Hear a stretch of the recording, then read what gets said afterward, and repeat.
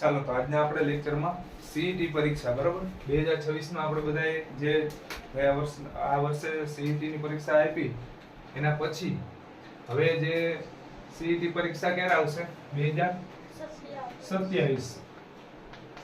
CET 2027 26 માં આપણે ધૂમ મચાવી દીધી બરાબર ને બધાએ રેકોર્ડ તોડ પરિણામ આપણું અને આવી જ સરસ તૈયારી છે હવે આપણે પાછી સીઈટી 2027 માં કરવાની બધા રેડી છો વેરી ગુડ તો આજે આપણે છોકરાઓ ગણિત વિષય સાથે શરૂઆત કરીએ પ્રકરણ 1 છે અને પ્રકરણનું નામ શું છે બેટા સંખ્યા જ્ઞાન બેટા સંખ્યા એટલે તમને ખબર છે અંકોની આખો જે અંકોથી દાખલાઓ જેટલા છે બધા દાખલાઓની ક્યાંથી થાય અંકથી થાય તો અંકો વિશેની માહિતી આજે આપણે જોવાના છીએ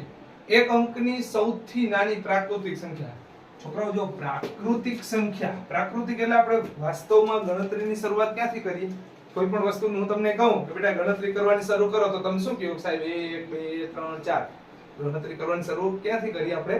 કુદરતી રીતે આપણે 1 થી ચાલુ કરીએ તો એ 1 છે એ કેવું છે બેટા પ્રાકૃતિક સંખ્યા તો એક આંકડાની શરૂઆત આપણે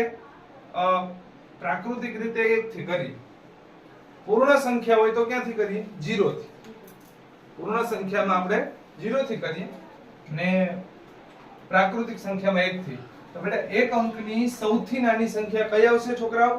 1 એક અંકની સૌથી મોટી સંખ્યા કઈ આવશે 9 વેરી ગુડ ચાલો આગળ બે અંકની સૌથી નાની સંખ્યા કઈ 10 બે અંકની શરૂઆત જ ક્યાંથી થાય બેટા 10 થી સરસ ચાલો હવે જોઈએ આગળ બે અંકની સૌથી મોટી સંખ્યા નાની સંખ્યા એટલે શરૂઆત તો નાની સંખ્યા 10 છે બે અંકની સૌથી મોટી સંખ્યા કેટલી થઈ 99 આવી રીતના આપણે આગળ વધીએ ત્રણ અંકની સૌથી નાની સંખ્યા કયો તો 100 1 અને ડબલ 0 શરૂઆત જ 100 થી થાય ને અને 100 થી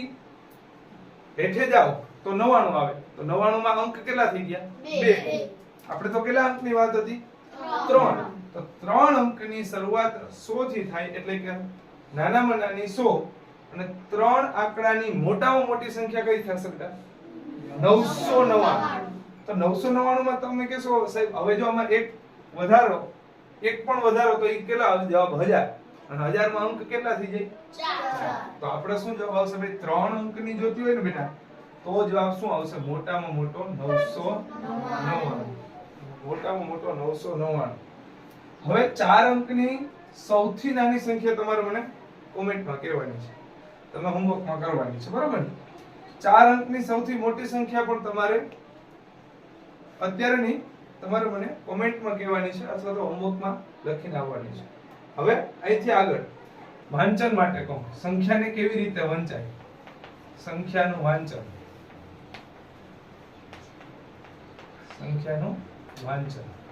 ચાલો બેટા હું અહીંયા એક સંખ્યા લખી દઉં એ તમારે વાંચવાની છે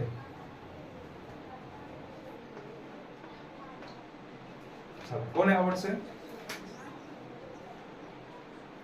હા બેટા બોલો 507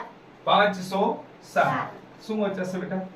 507 ચાલો હવે એનાથી થોડોક લાડુ અઘરો આપો આ તો સહેલો હતો ને મજા આવી હવે તમને થોડુંક અઘરું આપો ચાલો આને વાંચો અરે વાહ બધાને આવડે બોલો ભાઈ 1223 બરાબર છે ને ભાઈ 1223 રેડી થોડુંક હજી વધારે આવડશે તો કર નાખીએ શરૂઆત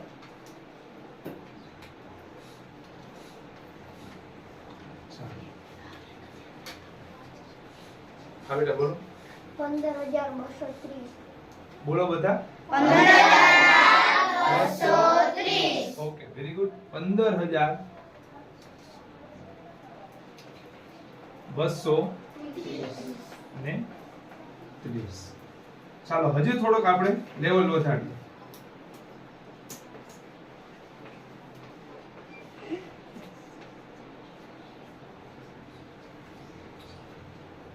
શું કરશો તમે? જો ગણતરી કરવાની આપણે ભારતીય પદ્ધતિ પ્રમાણે છેલ્લા 3 આંકડા પછી અલ્પવિરામ. ધ્યાનથી સમજજો. છેલ્લા 3 આંકડા પછી અલ્પવિરામ, પછી દર 2 આંકડા પછી અલ્પવિરામ આવે. તો એકમ, દશક, સો, હજાર, 10,000 ને લાખ. વચાશે શું? 7,62,620. બરોબર છે. તો અહીંયા આપણે લખી દેવાનું 7,62,620. હું તમને આવી હોમવર્ક માં આપું છું. આ તમારે ઘરેથી કરી આપો. અત્યારે નોટ ડાઉન કરો.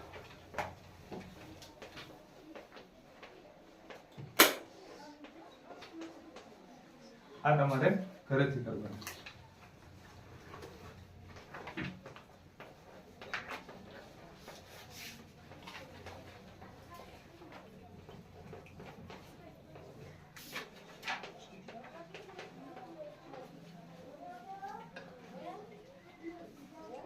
ચાલો તો આજે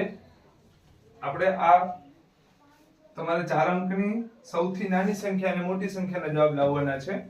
અને સંખ્યા વાચનમાં 4, 5, 6 અને 7